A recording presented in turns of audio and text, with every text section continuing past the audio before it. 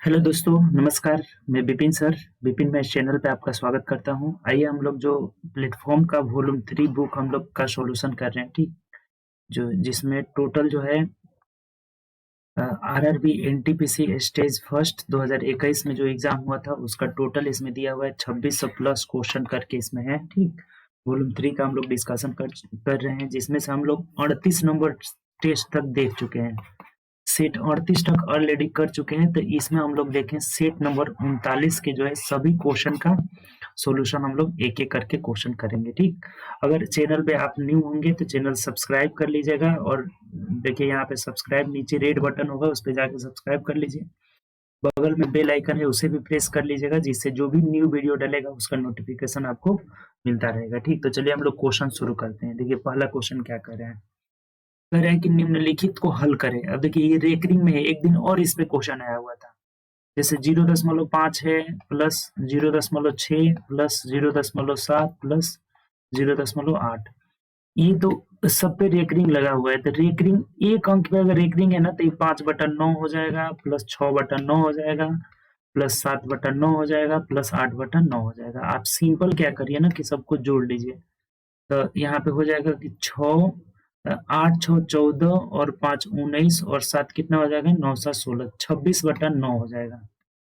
तो 29 27 ज्यादा हो जाएगा, 9 दूना 18 और 9 दूना 18, 8 और 8 16, 8/9। Option number C is the right answer. आसान क्वेश्चन था आपका, ठीक।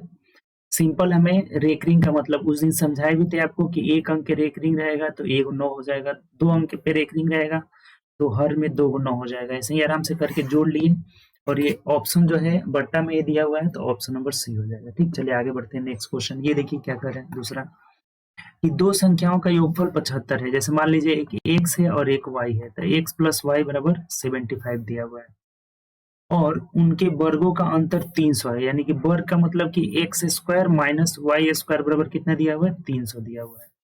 तो दोनों संख्याओं का अंतर क्या होगा। देखिए बहुत सिंपल है, आपको पता होगा कि X square minus Y square यानी A plus B into A minus B हो जाएगा। A square minus B square बराबर हो जाता है A plus B into A minus B हो जाएगा। तो इसको तोड़ लीजिए, ये X plus Y into X minus Y is equal to 3 से इधर दिया हुआ है, एक्स प्लस वाई यानी इसका मान 75 दिया हुआ है, तो 75 into X minus Y is equal to 300 है। तब देखिए 75 चौके 300 हो जाता है, यानी कि x माइनस वाई का मान 4 हो जाएगा। और यही हमें पूछा भी था कि उनका अंतर क्या होगा, तो 4 होगा। यहाँ पे option number A is the right answer. बात क्लियर, कुछ नहीं है इसमें, आसान है, ठीक। चलिए आगे बढ़ते हैं नेक्स्ट क्वेश्चन। ये देखिए 3 नंबर क्वेश्चन क्या कर रहे हैं, बोला है कि 2 साइन 3x माइनस 3 डिग्री, ठीक, बराबर tan 240 डिग्री। tan कितना है, 240 डिग्री। देखिए सबसे पहले आपको काम क्या करना है कि इस tan 240 को तोड़ लेना है। तब तोड़िए, देखिए इसको तो ज्यों के त्यों उतार देते हैं। 2 साइन 3x माइनस 3 डिग्री और बराबर ये हो जाएगा tan। अब ऐसे तोड़ना है ना, जैसे एंगल आप निकालना सीखे होंगे कि ये 0 डिग्री होता है, ये 90 डिग्री होता है, ये 180 डिग्री होता है, ये 270 डिग्री होता है। तो इसी को एंगल मान के हमेशा तोड़ा जाता है। तो जैसे ये 240 को आप चाहें तो 270 माइनस 30 कर सकते हैं। 70 में से 30 गया, 40 हो जाएगा। तो tan एक 270 minus theta, tan 270 minus theta किस कोऑर्डिनेट में पड़ेगा, थर्ड कोऑर्डिनेट में पड़ेगा। और थर्ड कोऑर्डिनेट में आपको पता है कि इस थर्ड कोऑर्डिनेट में क्या होता है, तो tan जो है हमारा पॉजिटिव हो जाता है। इसमें देखिए, इसमें जो है फर्स्ट कोऑर्डिनेट में ऑल पॉजिटिव होता है, सेकेंड कोऑर्डिनेट में साइन साइन और इसका भाई क्या है, कॉसेक पॉजिटिव होता है। इसमें tan कॉट पॉजिटिव हो जाएगा, इसमें सेक और कॉस, ये तो पॉजिटिव हो जाएगा यहाँ पे। और 270 पे मान बदल भी जाता है, 0 डिग्री पे 180 पे नहीं बदलता है, 90 और 270 पे बदल जाता है। तो ये क्या मिल जाएगा आपका, तो tan कॉट में बदल जाएगा, यानी कि कॉट 30 डिग्री हो जाएगा। और इधर हमारा तो जेव का तेव उतार दीजिए, 2 साइन 3x माइनस 3 डिग्री हो जाएगा। अब यहाँ से तो 2 साइन और ये हो जाएगा कितना, 3x minus 3 is equal to cot 30 का मान बताइए क्या होता है। कॉट 30 का मान हो जाएगा साइन √3/2 हो जाएगा। कितना हो जाएगा 1/√3, सॉरी 1/√, tan 30 का मान होता है कितना, तो tan 30 का मान होता है 1/√3, तो cot 30 का मान √3 हो जाएगा यहाँ पे, कितना हो जाएगा √3। एक बार रुक जाइए, हम बदल लेते हैं इसको, cot 30 ही हो जाएगा ना, यही तो दिया है ना हमें, एक मिनट रुक जाइए, यहाँ तक तो सही है, कोई दिक्कत नहीं है हमें, ठीक है।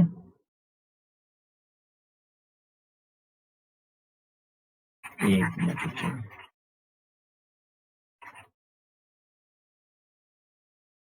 यहाँ पे जो हो जाएगा ना, इसका मान √3 हो जाएगा ओनली, ठीक।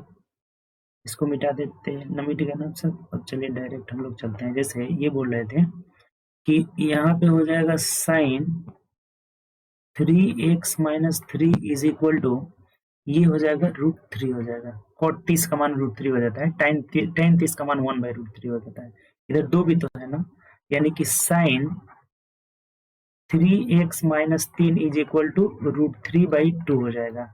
और साइन में √3/2 का मान कितना होता है बताइए, तो साइन 60 डिग्री का मान होता है, साइन 60 डिग्री, अर्थात ये साइन साइन खत्म हो जाएगा और ये 3x - 3 is equal to 60 degree हो जाएगा। तो 3x इज इक्वल टू 3 इधर जुड़ जाएगा तो कितना हो जाएगा 63 हो जाएगा, यानी 3 से कटा लीजिएगा तो ये 21 डिग्री हो जाएगा। और 21 देखिए तो ऑप्शन नंबर बी में दिया है, तो B is the right answer. देखिए कितना अच्छा क्वेश्चन है ये।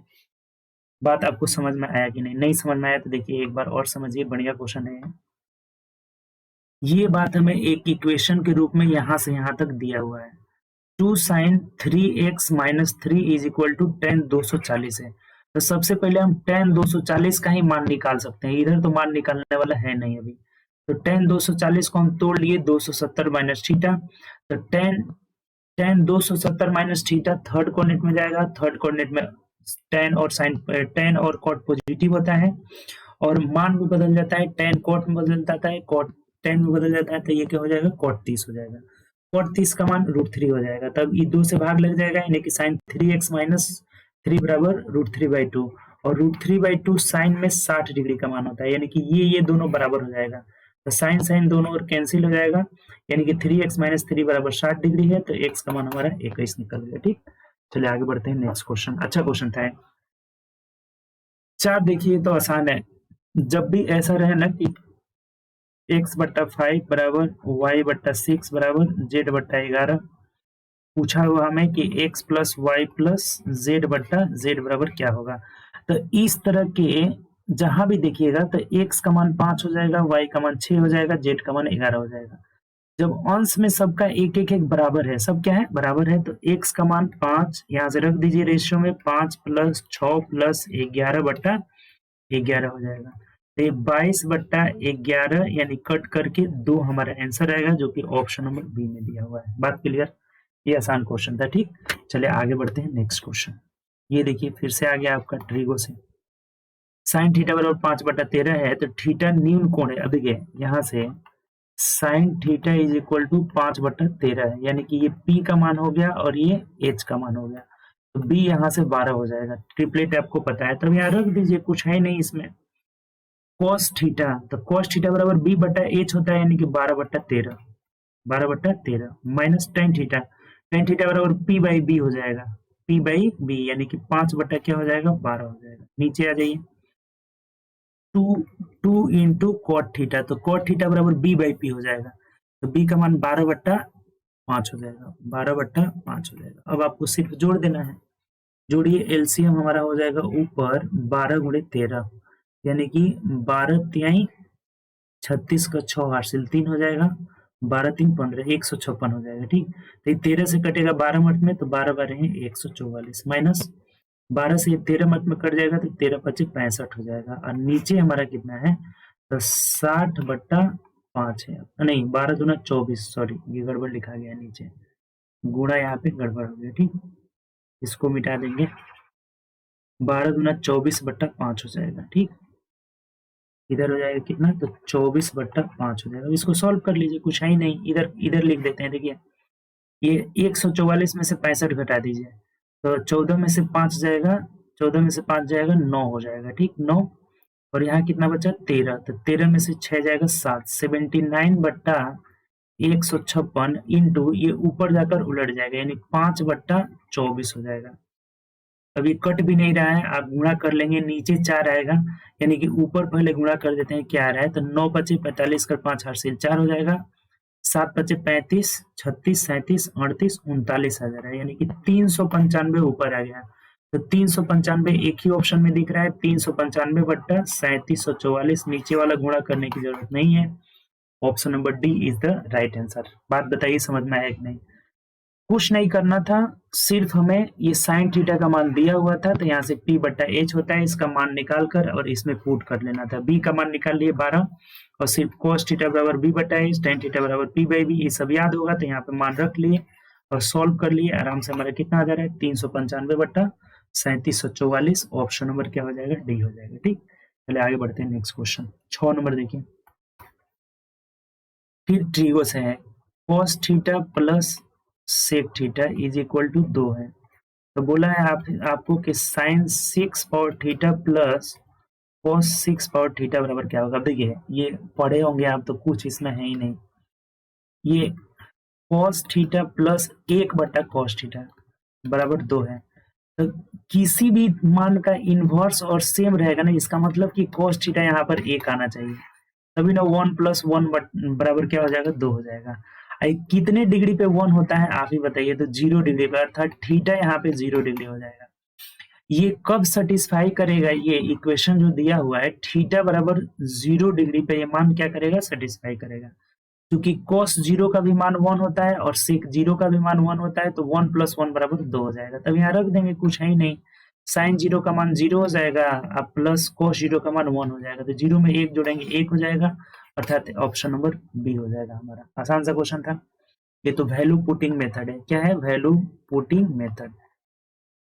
बहुत ऐसा क्वेश्चन आता है, वैल्यू पुटिंग से हमें ये पता चल गया कि यहाँ theta is equal to 0 degree, इसमें क्या लेना है, तो थीटा बराबर 0 डिग्री लेना है, तो इसमें रख ले, 0 रख के चेक कर रहे हैं सही आ जा रहा है, तो यहाँ साइन 0 का मान 0, cos 0 का मान 1, 0 में 1 जुड़े 1, यानी ऑप्शन नंबर बी हो जाएगा। ठीक, चलिए आगे बढ़ते हैं 7 नंबर क्वेश्चन। ये देखिए क्या कर रहे हैं, यदि किसी चतुर्भुज के कोण का अनुपात इतना इतना इतना दिया हुआ है, तो सबसे छोटा चतुर्भुज के चारों कोणों का अनुपात 360 डिग्री होता है, तो 6 4 10 8 18 2 20, यानी 20 यूनिट का वैल्यू 360 डिग्री है, तो कटा लीजिए, यानी 1 यूनिट का वैल्यू कितना हो जाएगा 18 डिग्री हो जाएगा, 18 दूना 36। ठीक, तो बोला हुआ है कि सबसे छोटे कोण का मान क्या होगा। सबसे छोटा कोण मतलब 2 ही नहीं है यहाँ पे, 2, तो 2 यूनिट का वैल्यू 18 दूना कितना हो जाएगा 36 डिग्री हो जाएगा, और ऑप्शन से देखिए ऑप्शन नंबर सी हमारा राइट आंसर हो जाएगा। बात क्लियर? चलिए आगे बढ़ते हैं नेक्स्ट क्वेश्चन।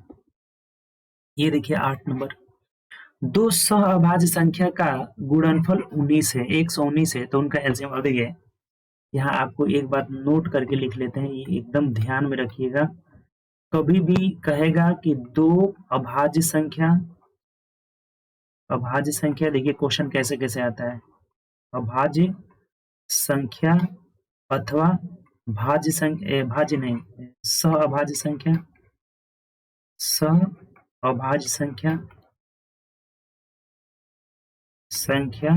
अथवा लगातार संख्या, ऐसा चर्चा करें कि दो अभाज्य संख्या, दो सहअभाज्य संख्या या दो लगातार संख्या, तो इनका अगर एलसीएम का बात पूछा जाए ना कि एलसीएम क्या होगा, तो इनका गुणनफल ही हो जाएगा, गुणनफल।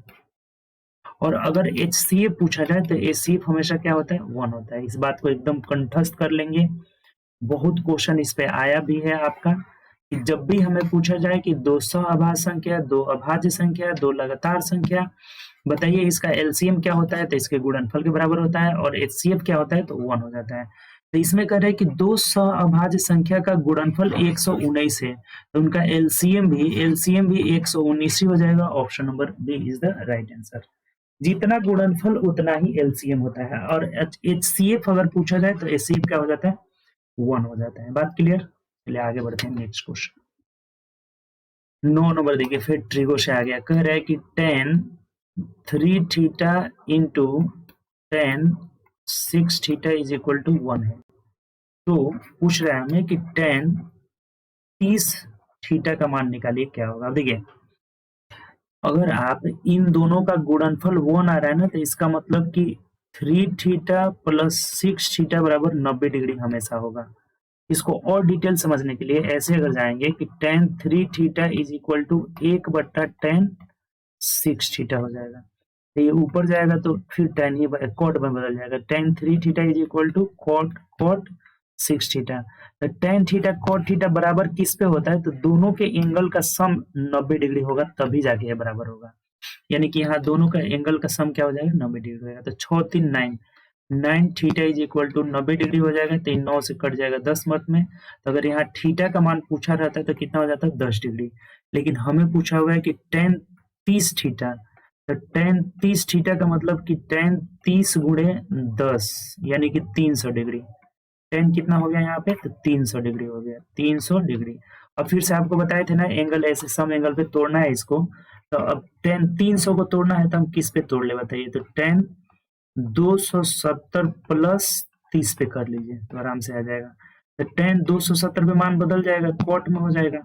अब कॉट 270 प्लस थीटा हमेशा निगेटिव हो जाएगा क्योंकि फोर्थ कोऑर्डिनेट में चला जाएगा।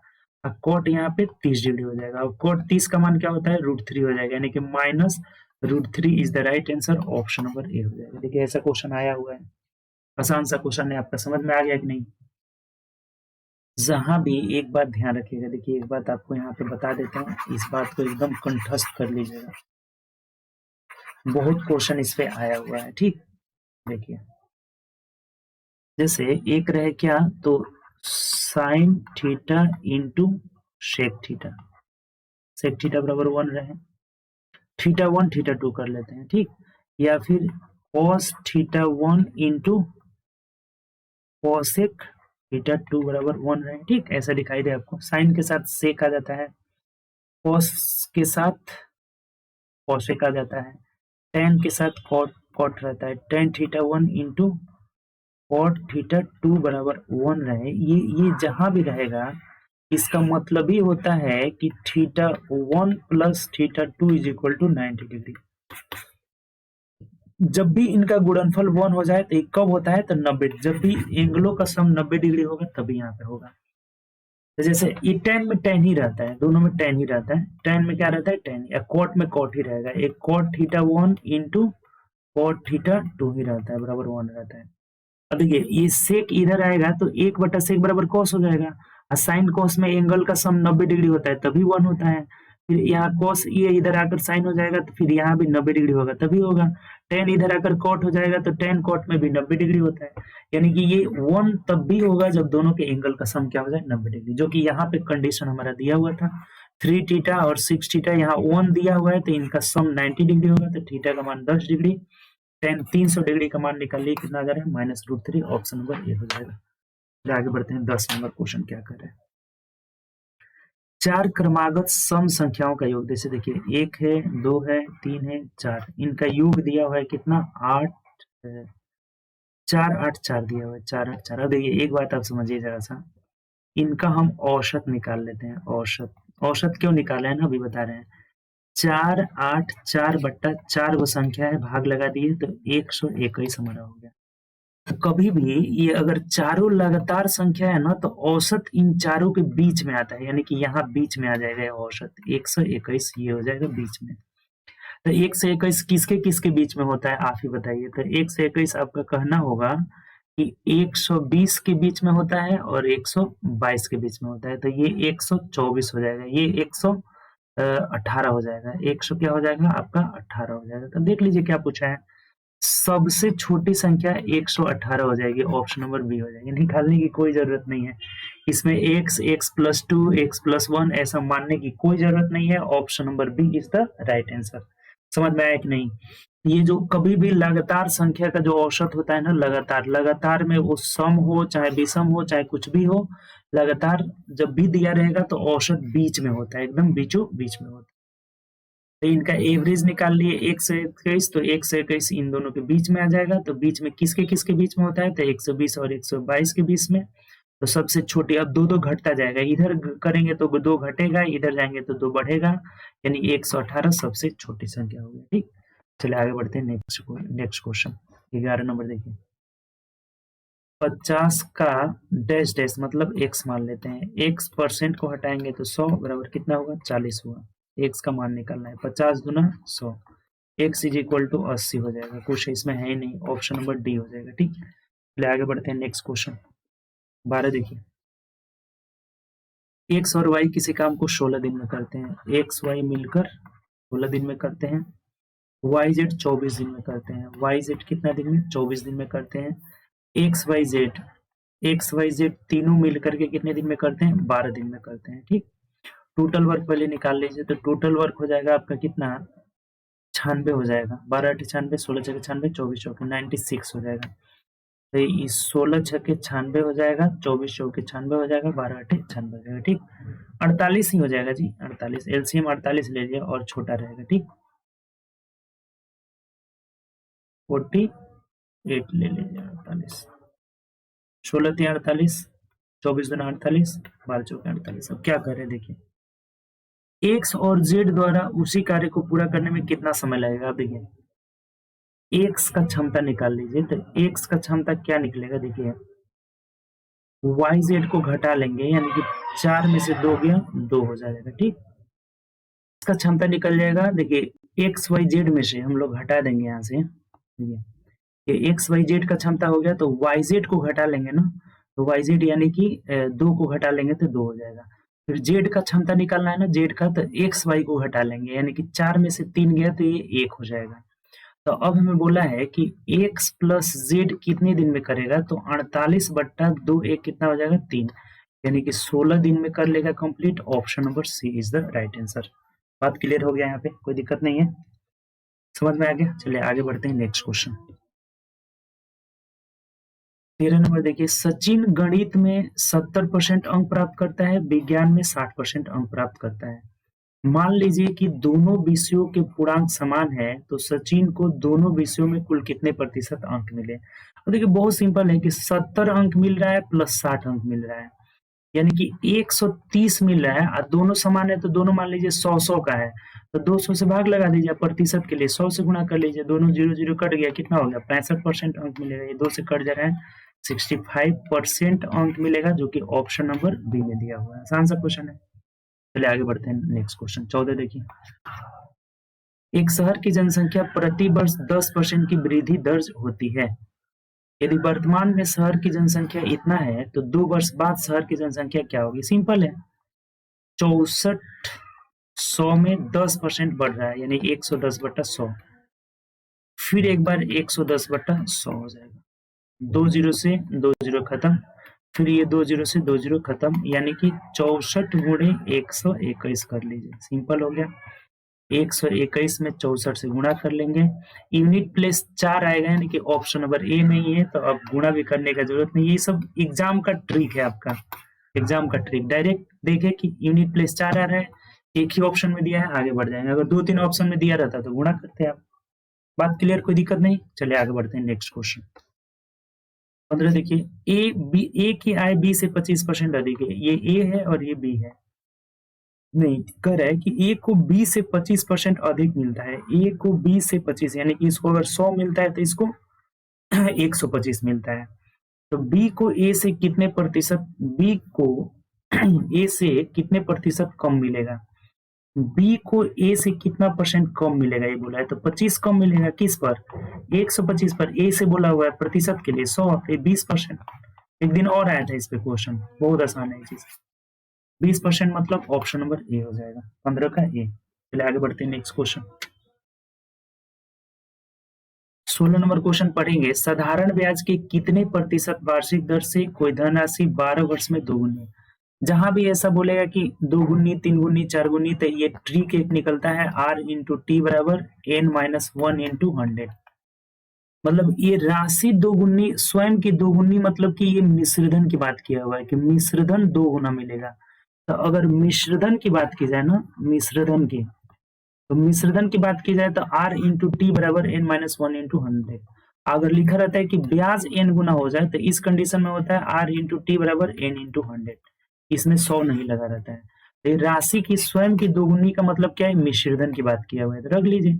रेट हमें पता नहीं है और टाइम कितना है 12 वर्ष, बराबर 12 वर्ष में दिया हुआ है धनराशि 12 वर्ष में, और 3 गुनी हो जाती है ना, या स्वयं की 2 गुनी हो जाती है, तो 2 में से 1 गया 1 हो जाएगा, गुणे 100 हो जाएगा। देखिए अब सिंपल हो गया, कुछ है ही नहीं इसमें। यानी कि R इज इक्वल टू 100/12, यानी 25 मंथ में कटेगा या 3 मंथ में कटेगा। ठीक, 4 से 25 मंथ में, यानी कि 8.1/3% हो जाएगा, जो कि ऑप्शन नंबर डी में दिया हुआ है। सिंपल, ये दो ही बातें कहता है। अगर मिश्रधन का n गुना हो जाए तो r इंटू टी बराबर n-1 इंटू 100, अगर ब्याज n गुना हो जाएगा तो r इंटू टी बराबर n इंटू 100 हो जाएगा। बस कुछ नहीं इसमें। चलिए आगे बढ़ते हैं नेक्स्ट क्वेश्चन। अगर इसको बेसिक से करेंगे तो ये प्रिंसिपल 1 है, अमाउंट कितना गुना हो जा रहा है आपका, तो 2 गुना हो जाता है, ये बात हो जाता है। तो यहाँ से ब्याज मिला 1, तो ब्याज बराबर मूलधन गुणे समय 12 साल है, गुणे रेट पता नहीं है, और बट्टा 100 कर लेंगे। तो यहाँ से रेट हो जाएगा हमारा 100/12 हो जाएगा, वही बातें आ जाएगा, 25/3 हो जाएगा, यानी कि 8.1/3% हो जाएगा। जिससे निकालिए सेम चीज आएगा। ठीक, चलिए आगे बढ़ते हैं next question. Time and work फिर आ गया। ए और बी साथ मिलकर 12 दिन में करते हैं। ए और बी साथ मिलकर के 12 दिन में करते हैं।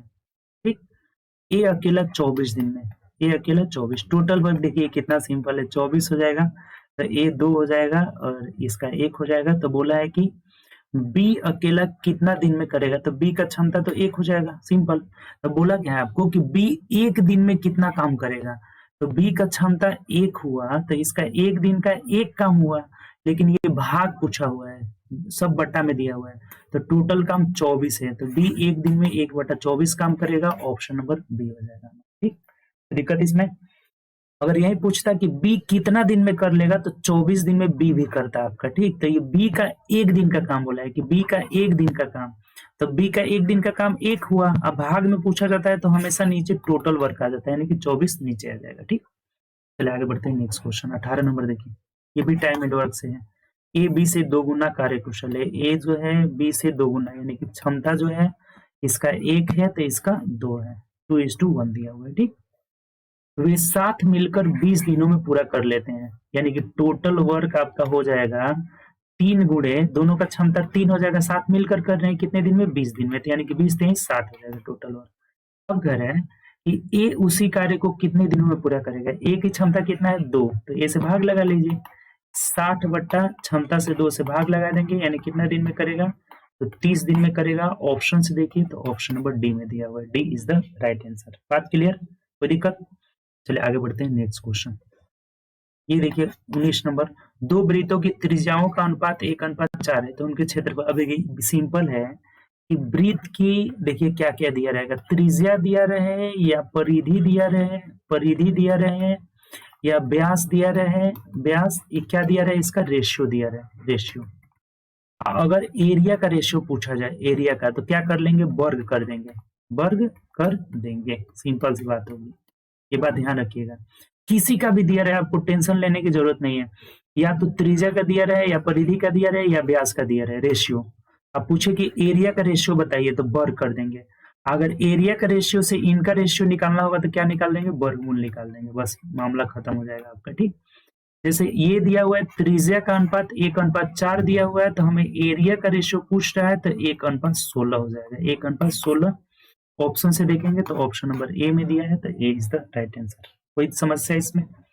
अगर हमें दिया रहता कि एरिया का रेशियो 1:4 है, अगर ये एरिया का दिया रहता, अब पूछता कि बताइए त्रिज्या का रेशियो कितना होगा, R1:R2, तो इसका वर्गमूल निकाल लेते, 1:2 हो जाता है। ठीक, तो अगर क्षेत्रफल से अगर त्रिज्या निकालना हो या परिधि निकालना हो या व्यास निकालना हो, वर्गमूल कर देंगे, और त्रिज्या से एरिया निकालना होगा तो वर्ग कर देंगे। दोनों मामला समझ गए। ठीक, तो आंसर हो जाएगा ए। चलिए आगे बढ़ते हैं नेक्स्ट क्वेश्चन। एक लड़के ने 3 रुपए में 15 चॉकलेट की दर से खरीदा, यानी देखिए उसका सीपी है 3 रुपया में 15, कभी भी रुपया ऊपर वस्तु नीचे, ये बात ध्यान रखना होगा आपको। ठीक, खरीदा।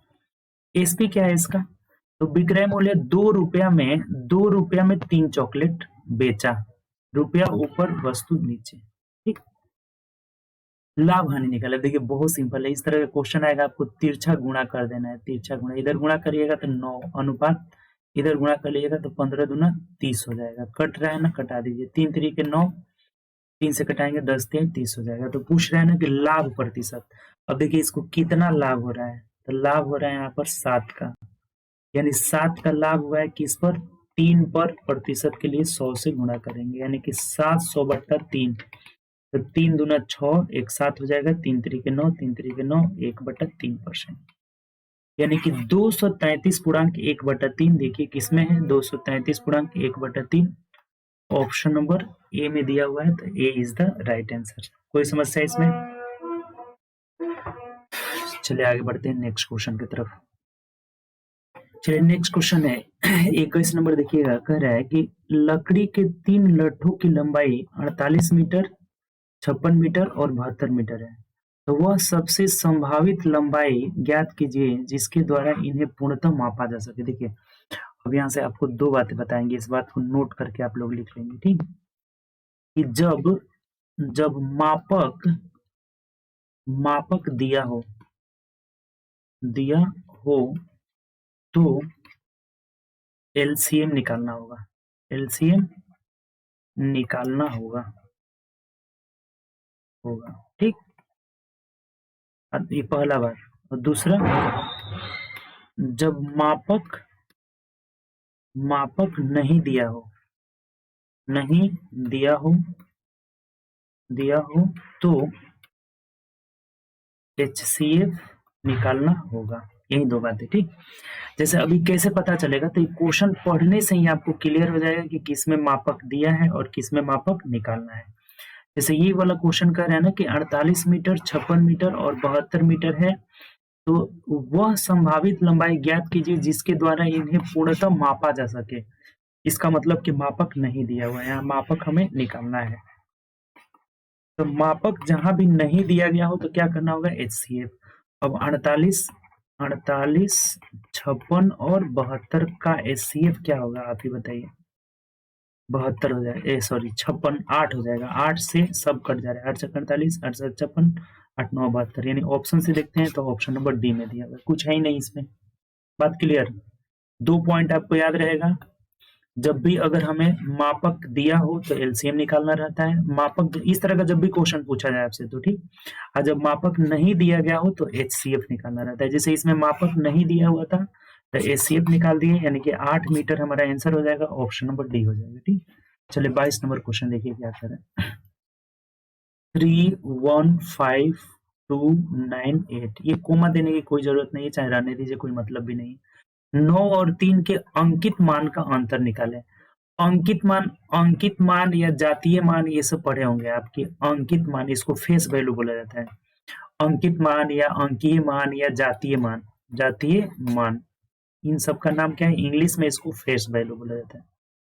तो अब बताइए कि यहाँ 9 का फेस वैल्यू 9 ही हो जाता है, जिस अंक के बारे में पूछा जाए उसका अंकीय मान वही अंक ही हो जाता है।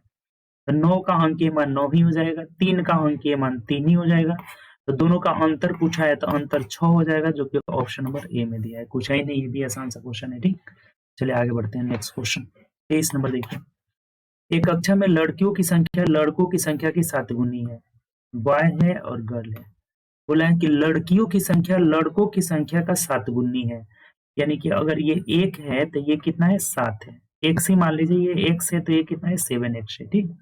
निम्नलिखित में से कौन सी कक्षा में बच्चों की कुल संख्या को निरूपित करती है। जैसे टोटल संख्या लेंगे तो 8x आएगा ना, तो अब जो भी संख्या होगी ना वो 8 से इसमें कटने वाले होगी।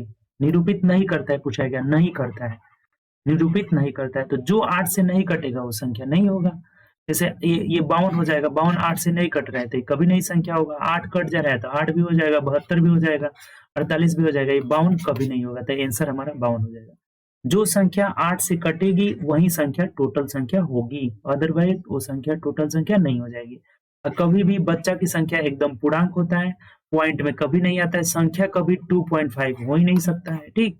तो इसलिए जो कटेगा वही हमारा होगा, यानी कि कौन सा नहीं कट रहा है, बी, तो बी आंसर हो जाएगा, ठीक। चलिए आगे बढ़ते हैं नेक्स्ट क्वेश्चन देखिए। फिर आ गया स्थानीय मान जातीय मान। 71624 में 7 का स्थानीय मान निकालना रहता है, तो 7 को लिख दीजिए और कै गो अंक है उतना 0 बैठा दीजिए। 4 गो अंक है तो 4 गो 0 बैठा देंगे। ऑप्शन से देखिए तो हमारा ऑप्शन नंबर क्या है, ए है, तो ए इज द राइट आंसर। बात क्लियर? 70,000 ऑप्शन नंबर ए में दिया हुआ है, ठीक। चलिए आगे बढ़ते हैं नेक्स्ट क्वेश्चन। 25 देखिए क्या कर रहा है कि वह छोटी से छोटी संख्या ज्ञात करे जो 7, 14, 28, 35 और 42 से पूर्णतः विभाजित हो जाए, यानी कि इनका एलसीएम आपको निकाल देना रहता है। जब भी कहे कि वह छोटी से छोटी संख्या निकालिए जो A B C D E F किसी से भी विभाजित है तो इनका एलसीएम, अब एलसीएम निकालिए। जैसे 7 को फैक्टर तोड़ देते हैं, 7 14 का फैक्टर तोड़ेंगे तो 7 गुणे 2, यानी कि 7 ऑलरेडी है, एक सिर्फ 2 ले लेना होगा।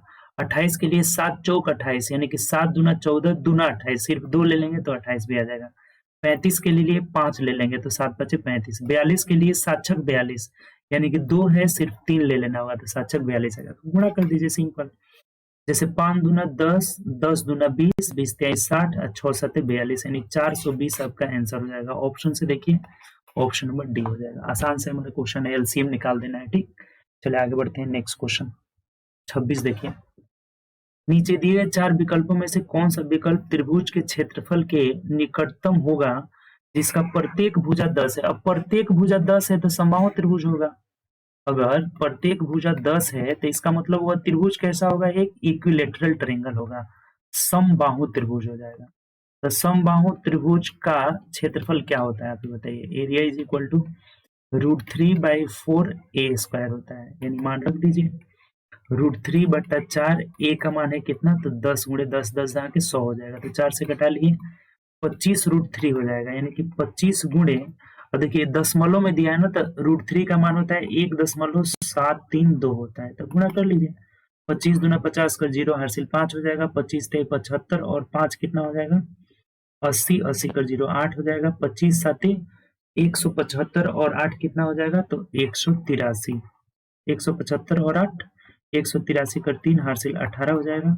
तो 25 से कम 25, 18 कितना हो गया, 8 5 13 का 3 हासिल 1 2 1 3 1 4 43 हो जाएगा, यानी 0.3 अंक के बाद, यानी कि 43.3 हो जाएगा, 43.3 मीटर स्क्वायर हो जाएगा। ऑप्शन से देखिए 43.25 ही दिया हुआ ऑप्शन, यानी लगभग में यही हो जाएगा, हमारा डी हो जाएगा, सी हो जाएगा, लगभग में आंसर क्या हो जाएगा, सी हो जाएगा। बात क्लियर। एग्जैक्ट की अगर बात करें तो 43.3 आ जा रहा है। √3 का मान होता है 1.732 और ये √3/4a² होता है तो 10 के 100, लगभग में पूछा हुआ है। यहाँ पे कह रहे हैं कि निकटतम मान क्या होगा, तो 43.25, ये 3 आ रहा था, तो यही हमारा आंसर हो जाएगा। बात क्लियर, कोई दिक्कत इसमें। एग्जैक्ट पूछेगा तो 43.3 आएगा, यानी कि निकटतम मान हमारा क्या हो जाएगा, सी में हो जाएगा। ठीक, चलिए आगे बढ़ते हैं। नेक्स्ट क्वेश्चन 26 का था, कोई दिक्कत इसमें। चलिए आगे बढ़ते हैं। नेक्स्ट क्वेश्चन 27 देखिए क्या कह रहे हैं। फिर देखिए आ गया आपका ट्रिगो से रिलेटेड क्वेश्चन, क्या कह रहे हैं बोलिए। बोला हमें कि √3, यहाँ देखिए √3 नहीं है, 3x बराबर कोसेक थीटा है, कोसेक थीटा, ठीक, स्क्वायर नहीं है, यहाँ पे क्या है, कोसेक थीटा है, कोसेक थीटा है। ठीक, इसके बाद कह रहे हैं यहाँ पे कि 3/x बराबर क्या है, तो cot थीटा है आपका। ठीक, तो बोला है कि 9 × x² माइनस 1/x², यानी देखिए सीधा सी बात करें तो इसका स्क्वायरिंग किया हुआ है, तो स्क्वायरिंग करेंगे तो ये 9x² बराबर इधर मिल जाएगा cos² थीटा, यहाँ स्क्वायर करेंगे तो 9/x² बराबर हो जाएगा कितना, तो cot² थीटा। अब दोनों को घटा दिया है, यहाँ पे घटा दिया है सिर्फ, तो जब घटाएंगे तो 9 कॉमन हो जाएगा और x² माइनस 1/x² बराबर मिल जाएगा हमारा क्या, तो cosec² theta minus cot² theta. अब बताइए इसका मान क्या होता है, 1 होता है, यानी 1 हमारा आंसर हो जाएगा। ऑप्शन नंबर डी हो जाएगा, कुछ करने की यहाँ जरूरत ही नहीं है। बात क्लियर कि नहीं बताइए। 27 का डी हो जाएगा। इसका मान दिया हुआ था, इसका मान यहाँ स्क्वायर का मान पूछा हुआ था, तो हम स्क्वायर करके 9 कॉमन ले लिए हैं, तो यहाँ से x², इसी का मान पूछ ही रहा था, पूरा का मान पूछा हुआ है, तो पूरा का मान 1 हो जाएगा, ऑप्शन नंबर डी हो जाएगा। ठीक, चलिए आगे बढ़ते हैं। नेक्स्ट क्वेश्चन 28 देखिए। 3 + 12 + 1 मिनट, देखिए यहाँ गड़बड़ किया हुआ है, यहाँ 27 रहना चाहिए, आप इस चीज को बना लेंगे, यहाँ पे 27 रह गए, 17 हो ही नहीं सकता है। ठीक, इसको काट करके आप बना लेंगे, 27 plus dash dash dash dash क्या है, तो 3n² है। अब देखिए इसमें क्या करेंगे ना, यहाँ 27 दिया हुआ हमारा, ठीक, अगर 3 कॉमन ले लेते हैं तो 3 एकम 3, 3 चौके 12, 3 नवा 27 प्लस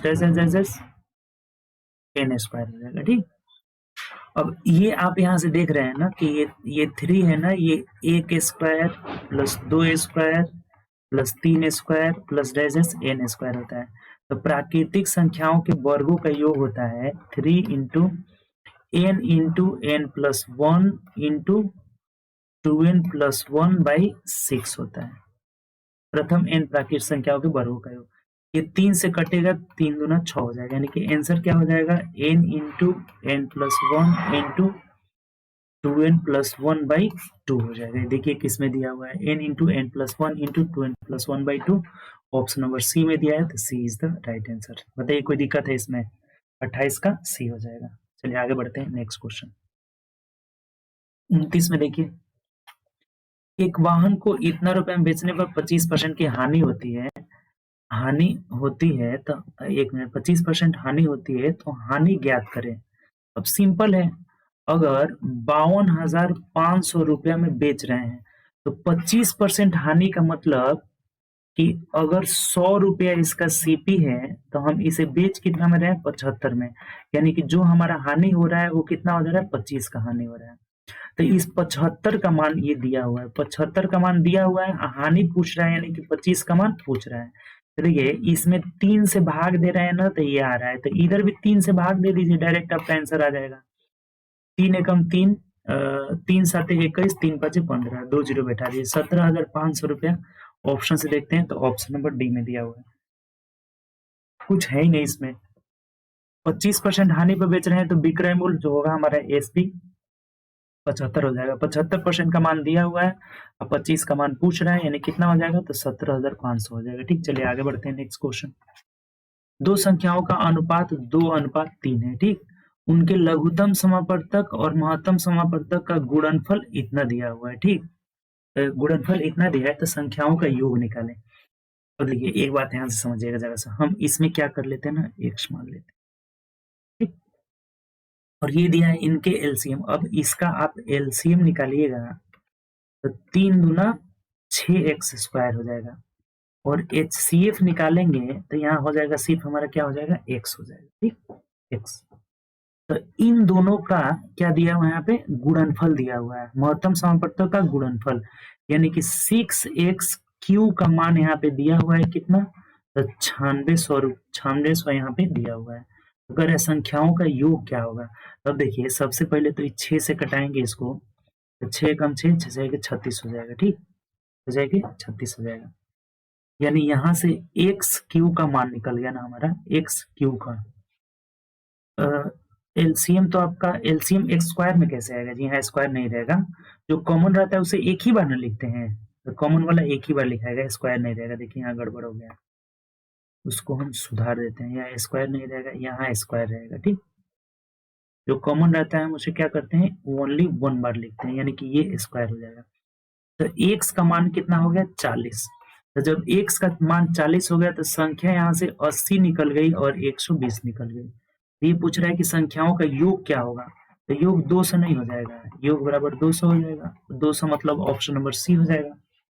बताइए कोई दिक्कत है? तो इसमें आसान सा क्वेश्चन है, समझने वाला क्वेश्चन था कि ये 2x और 3x हम मान लिए और नॉन एक x इसमें दोनों में मान लिए, तो एलसीएम इसका 6x हो जाएगा और एचसीएफ x हो जाएगा। दोनों का गुणनफल 6x स्क्वायर बराबर 9600 दिया था, तो x का मान 40 आ गया, तो 40 दूना 80, एक संख्या 80, एक संख्या 120, तो योग कितना हो जाएगा, 200। चलिए आगे बढ़ते हैं, नेक्स्ट क्वेश्चन। ये देखिए क्वेश्चन क्या कर रहे हैं, गुणनफल क्या होगा। देखिए इसको क्या करेंगे आपको बता रहे हैं, जोड़िए इसको, तो जोड़ेंगे तो यहाँ मिलेगा x प्लस 1 माइनस 1 और बट्टा x प्लस 1 हो जाएगा, गुणे इसको जोड़ कर देखिए तो ये हो जाएगा x प्लस, सबको जोड़ने की जरूरत नहीं है, अभी पता चल जाएगा आपको कि क्या हो रहा है, x प्लस 2 माइनस 1 और बट्टा यहाँ पे क्या हो जाएगा, x प्लस 2 हो जाएगा। फिर ये हो जाएगा आपका x प्लस 3 माइनस 1 बट्टा x प्लस 3 हो जाएगा, डैश डैश डैश, ये हो जाएगा कितना आपका यहाँ से, तो 2x माइनस 1 बट्टा 2x हो जाएगा। देखिए यहाँ पे क्या मिल रहा है आपको, ये 1 1 कट जाएगा, यानी कि x बट्टा x प्लस 1 हो जाएगा, इंटू यहाँ हो जाएगा x प्लस 1 बट्टा x प्लस 2 हो जाएगा, इंटू एक्स प्लस 2/x+3 हो जाएगा into dash dash dash dash 2x-1/2x हो जाएगा। अब यहाँ क्या हो रहा है, तो ये इससे कट जा रहा है, ये इससे कट जा रहा है, ऐसे ही कटते कटते ये क्या हो जाएगा, कट जाएगा और x/2x बच जाएगा, तो x से x भी कट जाएगा और 1/2 हमारा आंसर हो जाएगा, जो कि ऑप्शन नंबर डी में दिया हुआ हमारा। बात क्लियर हुआ कि नहीं यहाँ पे? जब भी इस पैटर्न पे क्वेश्चन आता है ना, इस पैटर्न पे, तो क्या कॉमन रहता है, देखिए ये इधर से कट रहा है, ये इधर से यहाँ से कट रहा है, तो अगला वाला भी कटता जाएगा, अगला वाला भी कटता जाएगा, ये ऊपर वाला क्या हो जाएगा, कट जाएगा। तो इसका अंश में और इसका हर वाला बच जाएगा।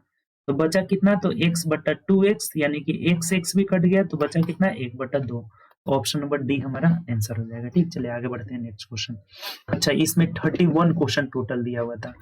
31 क्वेश्चन जो हमारा दिया हुआ था, 31 क्वेश्चन को हम लोग बेसिक से आराम से, बेसिक ट्रिक जैसे भी मेथड था सबसे सीखे, बहुत आसानी से सीखे।